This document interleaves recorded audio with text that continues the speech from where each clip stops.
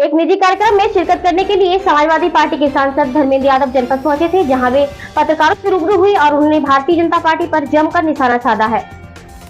बता दें कि करहल विधानसभा पर उपचुनाव होना है, ऐसे में राजनीतिक पूरी तरीके से गर्मी हुई है। हर विपक्षी पार्टी भारतीय जनता पार्टी को निशाना बना रही है।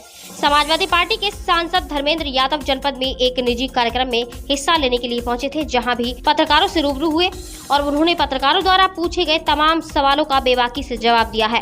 साथ ही उन्होंने भारतीय जनता पार्टी पर जमकर निशाना साधा है। भारतीय जनता पार्टी पर निशाना साधते हुए उन्होंने कहा कि भारतीय जनता पार्टी संविधान को मार रही है और पूर्वजों का सम्मान कर रही है। साथ ही उन्होंने पत्रकारों द्वारा पूछे गए तमाम सवालों का बेबाकी से जवाब दिया और क्या कुछ बताया है, अब जरा यह भी सुनिए। देखिए, जो लोग देश की आज़ादी में जिनका कोई योगदान नहीं रहा, वो देश के स्वतंत्रता सेनानियों के महत्व, सम्मान और गरिमा को समझते नहीं हैं। जैसा कि हम आप सभी और पूरा देश जानता है, जयप्रकाश नारायण जी ने जो 1942 का अंग्रेजों भारत छोड़ो आंदोलन था, किस कदर संघर्ष किया था। जेलों को फांद के भी उन्होंने अंग्रेज़ों से लड़ाई लड़ी थी। ऐसे महान व्यक्तित्व के कल जयंती के अवसर पर परंपरा रही है उनको सम्मान देने की। हमारे राष्ट्रीय अध्यक्ष जी ने सूचना भी भेजी कि JPNIC सेंटर जाएंगे, जयप्रकाश नारायण जी को माल्यार्पण करेंगे। लेकिन उसके बाद जिस तरीके की वहाँ बैरिकेडिंग लगाए गए, लोहे के तख्ते लगाए गए, ये काम वही लोग कर सकते हैं जिनकी आस्था और निष्ठा और श्रद्धा न देश के स्वतंत्रता सेनानियों में है, न देश के लोकतंत्र में है, न देश के संविधान में है। तो बीजेपी के लोगों का जो असली चेहरा है वो उन्होंने अपना दिखा दिया। लेकिन हम समाजवादी लोग इन बातों से न घबराएं, कभी न घबराएंगे। हमारे पुरखों ने आंदोलन किए अंग्रेजों के खिलाफ। सदैव नेताजी से लेके उस पीढ़ी के लोगों ने, जयप्रकाश नारायण जी ने, लोहिया जी तो खैर उस समय नहीं रहे, इमरजेंसी के खिलाफ आंदोलन किए और देश के गरीब, पिछड़े, दलित, आदिवासी लोगों के सम्मान और स्वाभिमान की लड़ाई हमारे पुरखों ने लड़ी है।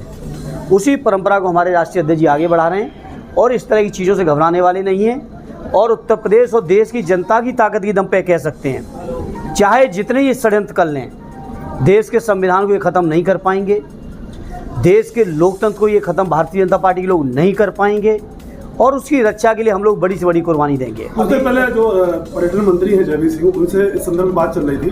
उन्होंने ये कहा कि वहाँ सांप और कीड़े बिच्छू थे, इस वजह से उनको सुरक्षा की। क्या ये जो मंत्री जी कह रहे हैं, क्या मंत्री जी को नहीं पता था जयप्रकाश नारायण जी का जन्मदिन किस दिन है? अगर इनकी श्रद्धा और निष्ठा होती तो क्या इसकी सफाई नहीं कराई जा सकती थी? ये केवल बहानेबाजी है।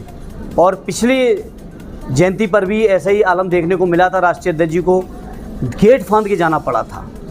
तो इनकी निष्ठा नहीं है। मैंने कहा लोकतंत्र में निष्ठा नहीं है। जयप्रकाश नारायण जी के बारे में कौन नहीं जानता है? वो स्वतंत्रता सेनानी भी थे, वो लोकतंत्र सेनानी भी थे, वो इमरजेंसी के खिलाफ भी लड़ाई लड़े थे। पूरी जनता पार्टी को अगर किसी ने एक किया था तो जयप्रकाश नारायण जी ने किया था उस समय।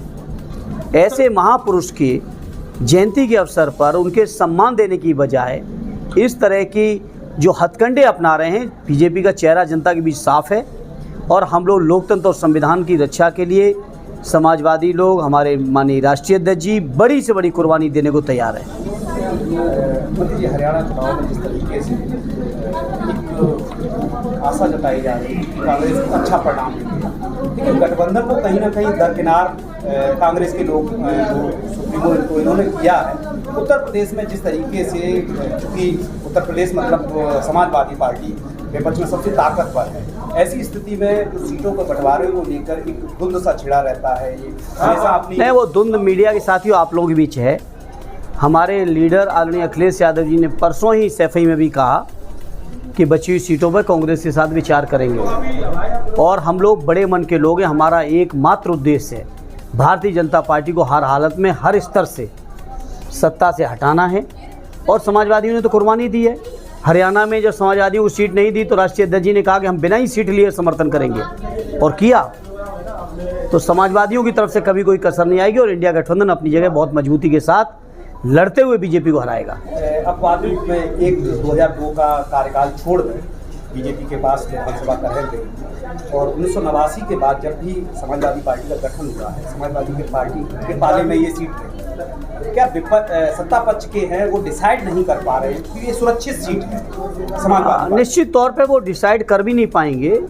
ये करहल क्षेत्र, ये मैनपुरी क्षेत्र, जहाँ जन जन के दिलों में सदैव नेताजी हैं, तो चाहे कोई भी उम्मीदवार, चाहे कोई भी प्रयोग वो करना चाहें, करते रहें, किए भी हैं, लेकिन यहाँ से न कभी समाजवादियों को हिला पाए ना हिला पाएंगे।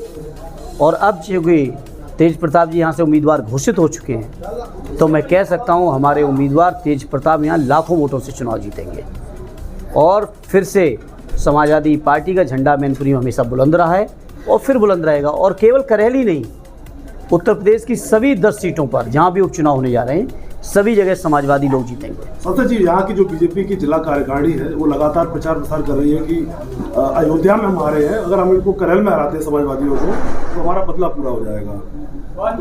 अब वो देखिए कौन क्या प्रचार कर रहा है, इस बात से ना आप रोक सकते हो ना हम रोक सकते हैं। लोकतंत्र है, जिसको जो कहना हो कहे, लेकिन जनता करहल की क्या फैसला लेगी हम भी जानते हैं, आप भी जानते हैं, और जो लोग ऊपर से कह रहे हैं वो भी जानते हैं। क्योंकि मुझे याद है सदैव नेताजी की डेथ के बाद तीसरे चौथे दिन ही बीजेपी के लोग कहने लगे थे हम मैनपुरी में कमल खिलाएंगे, और क्या जनता ने जवाब दिया वो सामने है। आम चुनाव आया तब कैसा जवाब दिया वो भी आपके सामने है।